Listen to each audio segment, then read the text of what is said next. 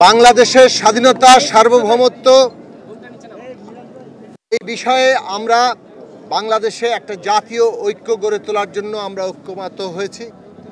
আমরা মনে করি সরকার এবং দেশের শিক্ষার্থী, রাজনৈতিক দল, শ্রেণী পেশা, দেশের সকল রাষ্ট্রীয় প্রতিষ্ঠান, সিভিল সোসাইটি, বাংলাদেশের সমস্ত জনগণ আজকে ঐক্যবদ্ধভাবে এই দেশকে তার অস্তিত্ব, তার স্বাধীনতা সার্বভৌমত্বের জন্য এক হয়ে লড়াই করবে।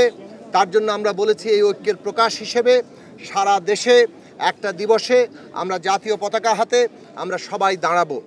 এই বিষয়ে হয়তো দ্রুতই সিদ্ধান্ত আসতে পারে। আমরা বলেছি বাংলাদেশের বিরুদ্ধে ভারত সহ অনেক জায়গা থেকেই আমরা দেখতে পাচ্ছি একটা মিস ইনফরমেশন যুদ্ধ চলছে, অসত্যের যুদ্ধ চলছে। আমরা বলেছি সত্য দিয়ে আমাদেরকে এই যুদ্ধ মোকাবেলা করতে হবে। ফ্যাসিবাদ এর বিরুদ্ধে গণতন্ত্র দিয়ে আমাদের মোকাবেলা করতে হবে।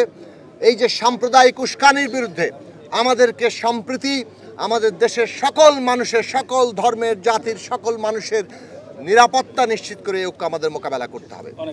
আমরা বলেছি একটা ন্যাশনাল পলিটিক্যাল কাউন্সিল কিংবা জাতীয় রাজনৈতিক কাউন্সিল গঠন করা হোক দেশের সকল স্টেক হোল্ডারদের নিয়ে, যাতে করে সরকার বাংলাদেশে জাতীয় ঐক্যের ভিত্তিতে দেশের সমস্ত মানুষকে ঐক্যবদ্ধ রেখেই আমাদের যে ক্রান্তিকালীন রাজনৈতিক পর্ব, রাজনৈতিক উত্তরণের পর্ব, সেই পর্ব পাড়ি দিতে পারে।